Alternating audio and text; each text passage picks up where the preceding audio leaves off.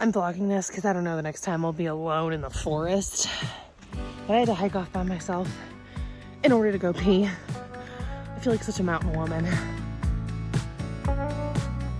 Hey guys, welcome back to my channel and welcome back to another day in my life. So today I am making some super yummy food, seriously some of the best food I've ever made, and I'm bringing you along for random fun things we did, including getting our Christmas tree. Yes, we chopped our very own Christmas tree down. I'm also bringing you along for one of our homeschooling adventure field trips and just different things that we did around the town, around the house, and what we've been up to. Also, before we hop right in, if you haven't checked out my Patreon, I'm gonna leave that link down below. I create exclusive content over on Patreon that is a little more chatty, a little spicier, and I just wanted to say thank you to all of you that have already gone over there. I love having the conversations that we've been having, and I hope to see some more of you over there. All right, so this was before our big snow dump. So as you can see, it had snowed a little bit, and it was pretty cold, but Logan and I decided to take a walk around the neighborhood and soak up some outside time. It's actually funny looking back at this footage because there's so much snow now in our town. This is like nothing. Winter has definitely arrived early, but we had a really nice walk on this day, just observing our neighborhood.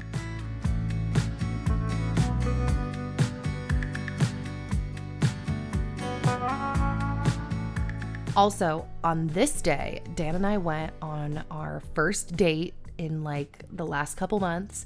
We went to Nadine's, which is a Mexican food restaurant up here. It's amazing. If you've never checked it out and you live in my area, you have to check out Nadine's in Rathdrum. It's so good. On this day, me and my family all made our way up to the top of a local mountain to go chop down a Christmas tree. Yep. Chop down our own Christmas tree. It was very exciting. We had been talking about it all week, and in Idaho, you basically just have to get a permit. It's $5 for a permit, and you make your way into like the properly designated areas to chop down a tree. Now, there's a bunch of rules that go with it, like you have to be a certain distance away from the road, you have to cut the stump to a certain height. So we were ready, we made our way up there, and a couple of friends had met up on this same day in the same area to chop down their trees. So they built a fire, and Dan and my dad made their way into the forest, which at first I was kind of bummed, like, wait for us, we want to come too. But it actually ended up being so freezing, and just being in the snow can be difficult, guys. We're still getting used to it. So we ended up being super grateful that they had made their way up into the mountain without us while we hung out by the fire. And they got our Christmas trees. And so they brought them down and we secured them to the truck and made our way back home. This day ended up not being like as long of an adventure as we had thought because it literally was freezing. But it was very exciting to make our way to such a beautiful, like secluded feeling area and to come home with a tree.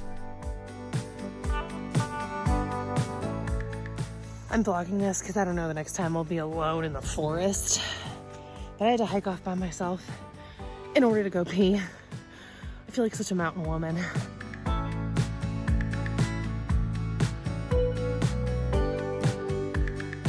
So as you can see, the snow started to increase in our neighborhood a lot. We actually got like 6 inches of snow in a day. It was pretty insane. And so we worked inside on projects during that time. And one of those included Dan building a larger area to move our chicks to. So he had built this area to bring the chicks outside to. And after he did that, we ended up bringing the Christmas tree inside the house and stringing it with lights.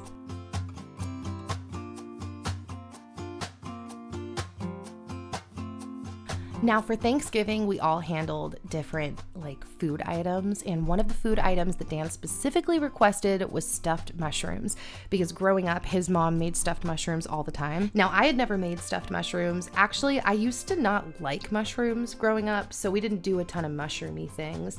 but I am now a very big fan of mushrooms. And so I thought, okay, I'm going to give this a go. Also, I've never liked the idea of crab being in mushrooms. I'm just not there yet. So we followed kind of a recipe that I had found on Pinterest. And so I started off by taking the caps off of the mushrooms and saving them in a separate bowl. And then I chopped up some garlic, or I peeled some garlic to crush into our mixture that we were gonna make. And then I chopped up some green spring onions.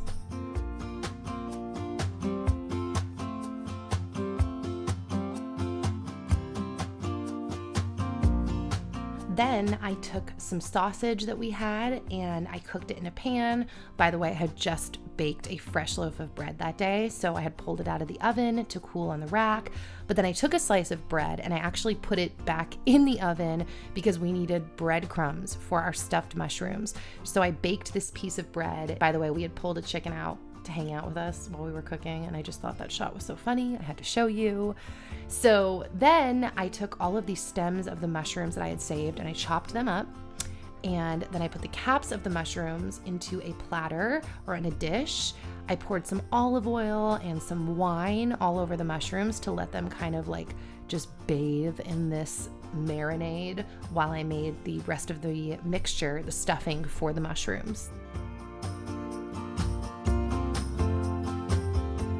So after I had sauteed up the sausage, then I threw in the ends of the mushrooms, the spring onions, the garlic, and I let that all cook together for a little bit. And while that was happening, I grated up a hefty amount of Parmesan cheese.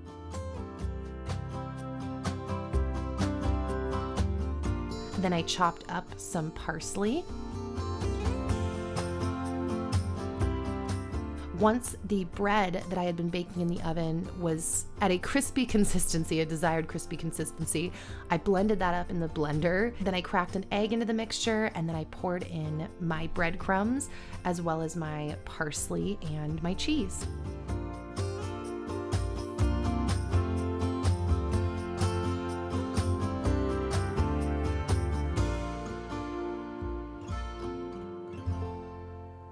Then I took this fermented garlic and honey cream cheese that I had picked up from a local person here in Coeur d'Alene, and I poured it into my stuffing mixture. Then, once my mushrooms had time to marinate and we had the whole mixture combined, we laid them out on our baking tray and stuffed each mushroom cap full of this delicious stuffing. Now, apparently there are a lot of different ways to make stuffed mushrooms, obviously. I mean, I guess you could really put whatever you want in them, but this mixture was so amazing.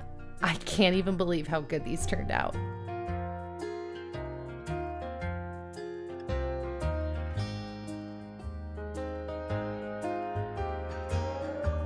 Now, the other thing that I wanted to do for Thanksgiving is, make a pecan pie. Guys, you know that since I started making pecan pies last year, I am officially obsessed, and I consider myself to be an incredible pecan pie maker.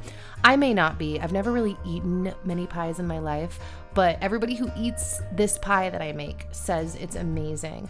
And so, as you can see, I put all of my dry ingredients together, and then I grated my cold butter, and I put that in the dry ingredients, and I smushed it together with my hands to make my pie crust. Now, in the future, I want to make a sourdough pie crust. And actually later in this video, you will see me using a sourdough pie crust to make a quiche. But for now, I'm still just making regular pie crust, which is already difficult because the reason Dan's helping me here is because I thought I had completely ruined the crust. Like, I don't even know how this worked. It was falling apart. Last time I made pie, I think I didn't put enough water in it. And this time, or I put too much water in it. And this time, I think I didn't put enough water in it. So it was difficult to work with. But once we got the pie crust done, it was time to make the filling, which consists of browned butter, which I already did in the pan, and maple syrup. And then once that simmers down and all the moisture is cooked out of it, I take the pan off the heat and I add the honey into the pan, which is also part of what helps cool the mixture back down.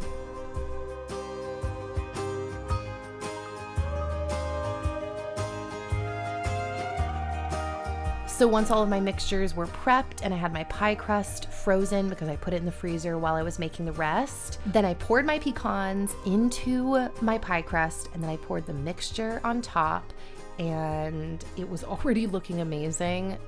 Dude, this pecan pie is amazing. If you haven't made it yet, I will link the recipe down below.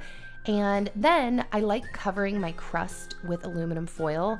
It's a little bit of an annoying process, but it really does make a difference in terms of not overcooking the crust.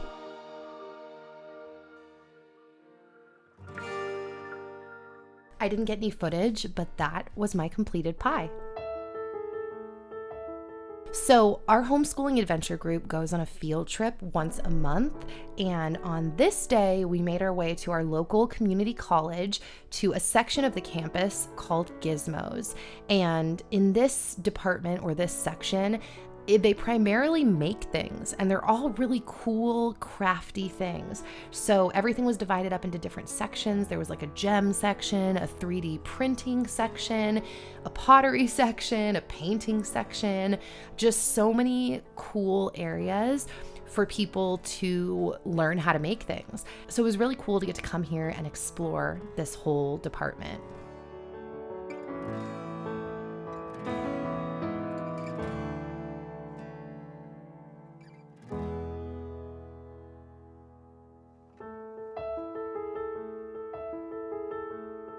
The fact that the kids get to be exposed to all of this just makes my heart so happy. And the fact that Dan got to come on this day, actually quite a few of the dads got to come on this day, was really cool. So if you're wondering what we were doing here, we were actually doing metal forging. All of the kids got to make these tiny little metal swords. And so they heated up the piece of metal in the fire, and then they got to basically hammer their swords flat.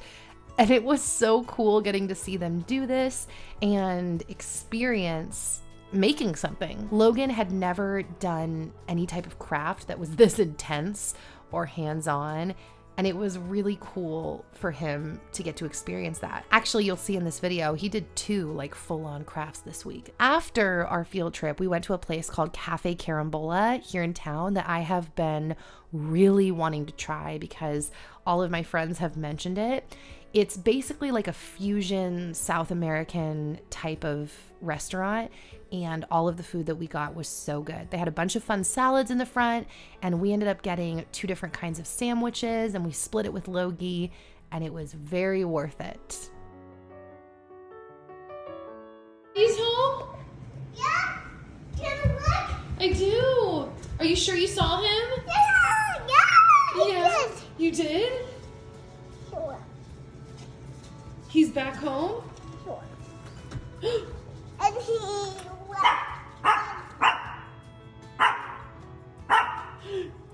You're getting so shiny.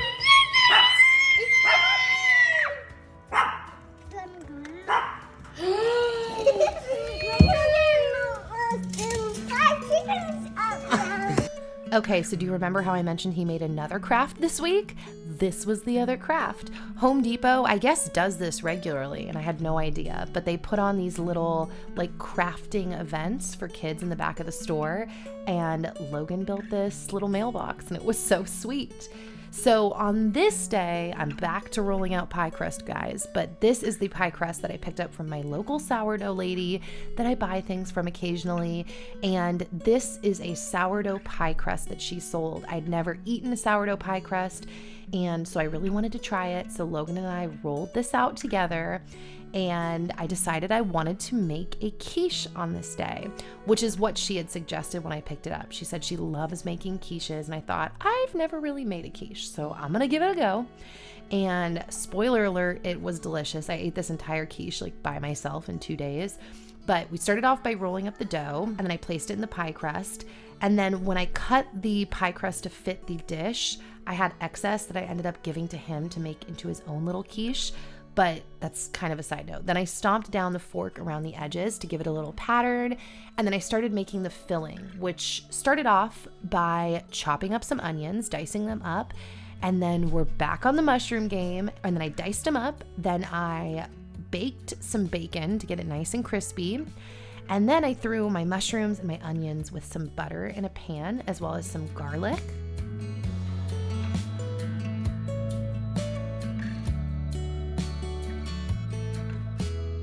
Then I poured in some Dijon mustard and some wine, and I have to say the Dijon mustard in the mix made it taste so unique and so delicious. And then I poured some milk and some cream into a bowl. This milk was fresh raw milk from a friend, by the way. It was delicious.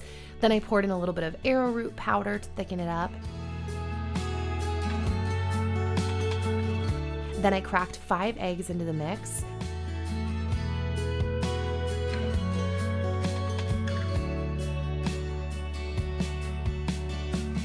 I added some salt, some pepper, thyme, and then I stirred everything together.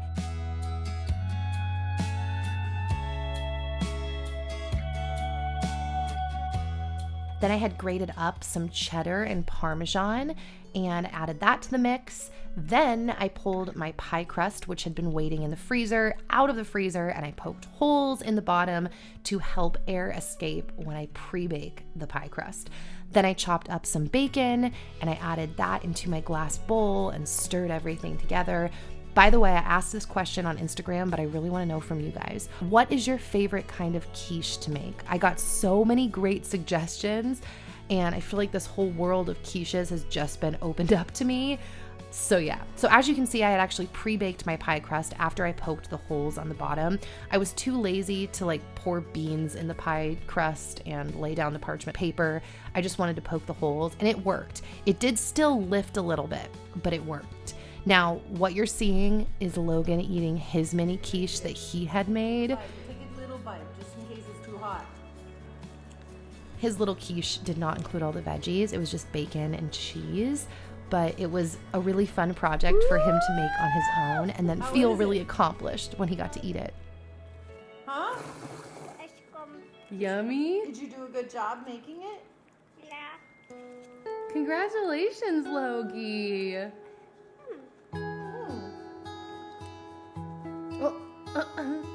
Okay, so now we're making granola because this granola recipe is so insane. I don't even feel like I'm much of a granola person, but this granola is so delicious. So I started off by chopping up, I think 6 dates into little pieces. Then I pulled out my organic maple syrup and I put that into a pot with my dates, and I cooked the mixture till it thickened and reduced a bit. And while that was happening, I poured my dry ingredients into a bowl, which consisted of course, oats. Then I added in a big handful of hemp hearts because I'm always finding ways and reasons to eat hemp hearts. Then I poured this random one-off bag of einkorn crunchies that I had, as well as the last little bit of sprouted pumpkin seeds. Now at this point, it was actually time to pull my quiche out of the oven. So I did that, and it definitely tastes better than it looks. I feel like I didn't get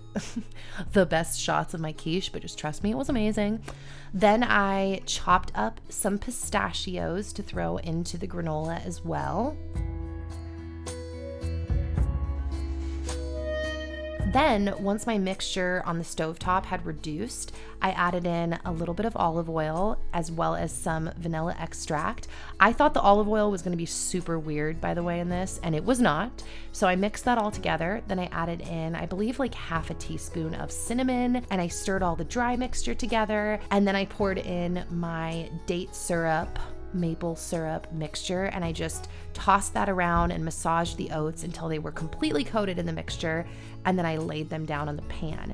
Now this next part is a little complicated. If you really want to make this granola, I suggest you check out the blog article because it's very specific in terms of how you bake it and you get it crunchy, but it was so good. And then, yeah, as you can see, this was my quiche. This is a little bit better of a shot. You can kind of see its deliciousness a little bit more. It was so good, guys. I also put a little bit of sour cream on top when I ate it. Oh, chef's kiss. All right, guys, so that is it. I hope that you are all having a beautiful December so far, and I hope that you have an incredible Christmas with your family or your loved ones.